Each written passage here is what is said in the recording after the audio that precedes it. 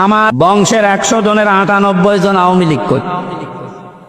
ওরা আমার মনে হয় যে শক্ত আওয়ামী লীগ, ওরা বঙ্গবন্ধুকে মনে করতো সেকেন্ড নবী। আস্তাগফিরুল্লাহ আস্তাগফিরুল্লাহ। এটা বুঝছেন? এখন এখন আমরা কেন উনার সম্পর্কে কেন এভাবে কথা বলি? হ্যাঁ, বঙ্গবন্ধুকে নাকি মনে করতো, উনার বংশের মানুষরা নাকি বঙ্গবন্ধুকে মনে করতো সেকেন্ড নবী। উনার বংশে নাকি শতকরা 100 জন থেকে 98 জন আওয়ামী লীগ ছিল। কিভাবে চাপা মারতো? এখন কিন্তু তিনাকে হচ্ছে কুষ্টিয়া থেকে জামাতের জামাত থেকে ওনাকে হচ্ছে নমিনেশন দিছি।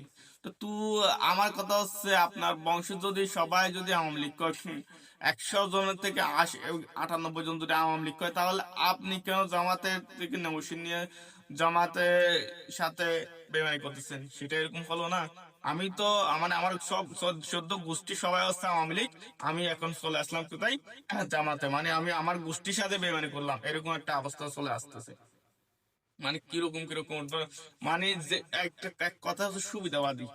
মানে যে সরকার যখন থাকবে তখন তার কাছে মানে ওই সরকারের জন্য সাবাই গাইবে। এটা হচ্ছে আজকের এই দুনিয়ার অবস্থা, আপনারাও দেখতেছেন। তার জন্য আমরা বলি, সবসময় বলি, ভাই ফিরে আসেন, এগুলো উদ্ভট কথা না বলে ভালো তফসির করেন, উদ্ভট কথাগুলা বর্জন করেন।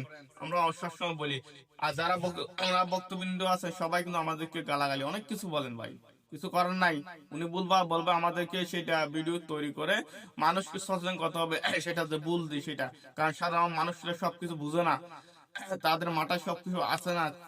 তো তারা ওরা যেটা বলে সেটা কিন্তু তারা নিয়ে নেয়। তো যাতে তারা সেগুলো জিনিসটা না নেয়, আমল না করে, তার জন্য আমাদের ভিডিও তৈরি করতে হয়। আপনারা যাই বলেন, আমাদের কিন্তু ভিডিও তৈরি করতে হবে। কারণ হচ্ছে সেই জিনিসটা মানুষকে ধরাই দিতে হবে। তো যারা ভিডিওটা দেখছেন সবাই হচ্ছে ভিডিওটা একটু শেয়ার